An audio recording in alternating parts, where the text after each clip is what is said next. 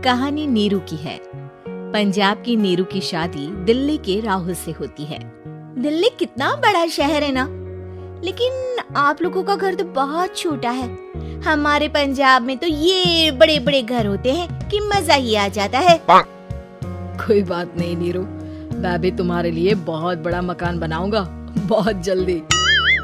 नीरू के पिता जहाँ पंजाब के जाने माने व्यापारी थे, वहीं उसका पति राहुल दिल्ली में एक सिंपल नौकरी करता था। माँ, यहाँ तो घी मक्खन इतना महंगा है कि क्या बताऊँ। मैं तो तरस ही जाती हूँ घी खाने के लिए। नीरू की माँ को ये सुनकर बहुत दुख होता है। मेरी बेटी को घी नसीब नहीं हो रहा है और ये बहू यहाँ बैठकर घी में शक्कर डाल रही है। देख वनिता, मैं साफ कह रही हूँ, इस घर में जितना घी आएगा उतना ही मेरी बेटी के घर दिल्ली भी जाएगा।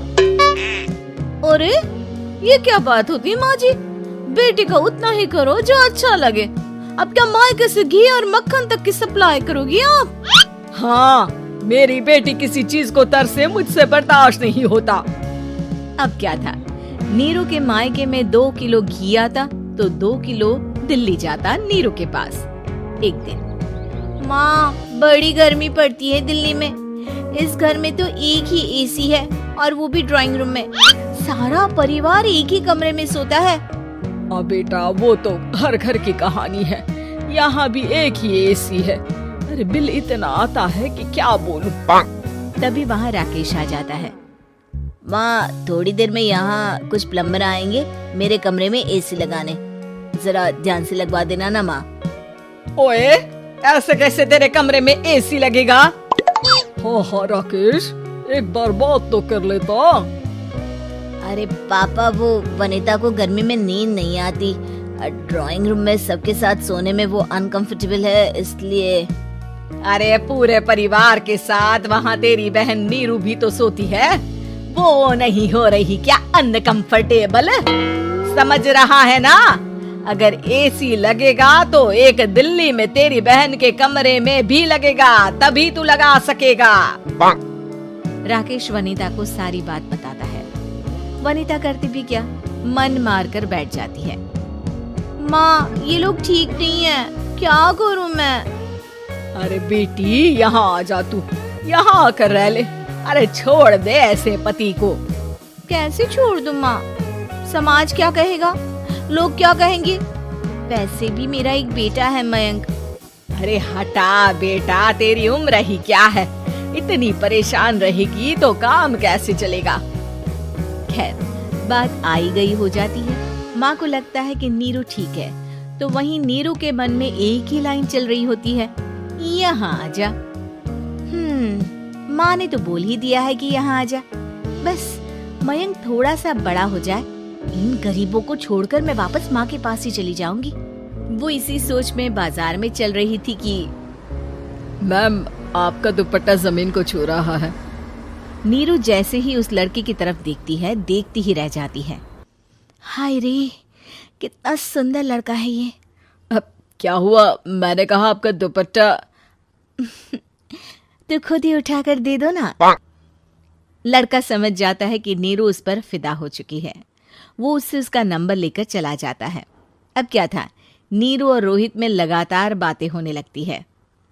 मैं हरियाणा का रहने वाला हूँ, यहाँ एक बड़ी कंपनी का मैनेजर हूँ। अच्छा, और कितने बच्चे हैं तुम्हारे? बच्चे? अरे मेरी तो शादी भी नहीं हुई है।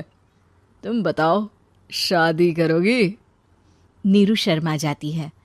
अब लेकिन मैं तो पहले से ही शादीशुदा हूँ। मुझे फर्क नहीं पड़ता, बस तुम शादी कर लो, भाग चलते हैं। बहुत पैसे वाला हूँ मैं, हमेशा खुश रखूंगा तुम्हें। नीरू रोहित से मिलकर सारा प्लान बना लेती है और फिर एक दिन घर से भाग जाती है। दोनों शादी कर लेते हैं। शादी के बाद, क्या बात है नीरू, तुम्हें परेशान सा देखता हूँ, सब ठीक तो है ना? हाँ हाँ, सब ठीक है।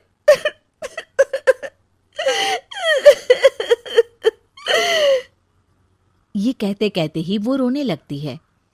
अरे क्या हो गया, रो क्यों रही हो? मैंने तुमसे एक बात छुपाई है। और वही बात अब मुझे परेशान कर रही है। रोहित, मेरा एक बेटा भी है, उसका नाम मयंक है। क्या बात कर रही हो? ये तुमने मुझे पहले क्यों नहीं बताया? देखो नीरू, मेरी माँ को मैंने ये नहीं बताया है कि तुम शादीशुदा हो। बच्चा मैं मैनेज नहीं कर पाऊंगा। नीरू को समझ में नहीं आता कि वो क्या करे। तुम उस बच्चे को अपनी माँ को क्यों नहीं दे देती? नीरू चुपके से माँ को फोन करती है। माँ, क्या मयंक को तुम रख सकती हो? बेटा, मैं राकेश के साथ बात करती हूँ।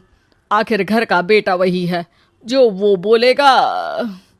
वैसे भी बेटा, तूने जो किया है ना, उसके बाद से पूरा घर तेरी बुराई कर रहा है। मैं भी अब किसी से तेरे लिए लड़ नहीं सकती। राकेश बेटा, नीरू ने तो जो किया बहुत ही बुरा किया, लेकिन मैं सोच रही थी कि क्यों ना मयंक को हम यहाँ ले आए। तभी वनीता बोल पड़ती है। वाह जी, ऐसे कैसे यहाँ ले आए? यहाँ क्या भंडारा भरा है? और जिस बच्चे की माँ ने नहीं सोचा, उसके लिए हम क्यों सोचे? नीरू को एक बार तो अपने बच्चे के बारे में सोचना चाहिए था ना। अरे लेकिन तेरे पास भी तो लड़का नहीं है ना वनीता। माँ, वनीता ठीक बोल रही है। कल को वो बड़ा होकर इसी घर का हिस्सा मांगेगा तो हम क्या करेंगे?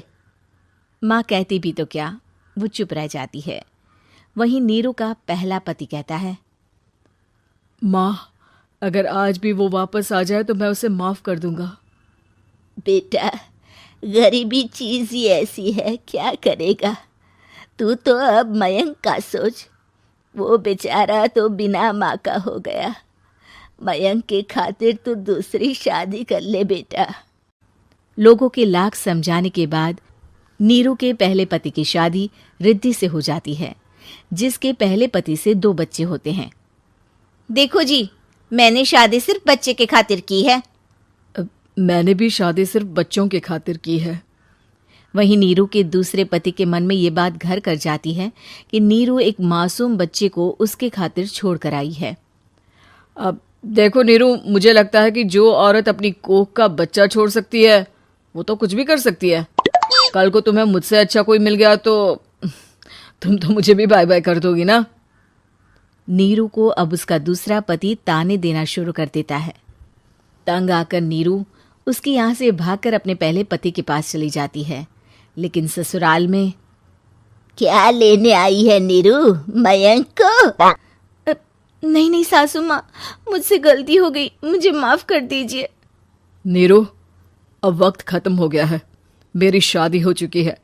तो छोड़ दो ना उसे, हमारा बच्चा है।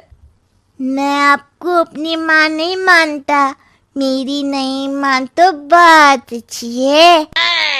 नीरू मयंक की बात सुनकर समझ जाती है कि उसके पास अब न आसमान रहा ना ही जमीन।